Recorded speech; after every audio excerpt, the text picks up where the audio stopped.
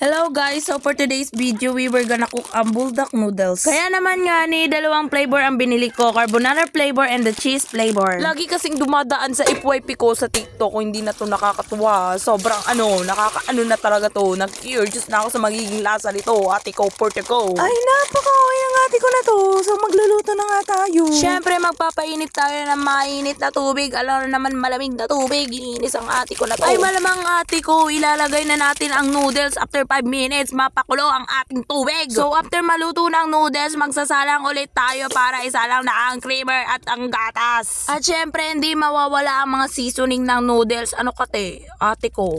Bobo ka babe? Huwag kang ganoon. At siyempre naman, ate ko, paghaluin na natin yung flavor nun at mga seasoning. Kasunod ng noodles na ilalagay mo at paghaluin ulit, ate ko, gaganon. Tapos i-mix mo ulit.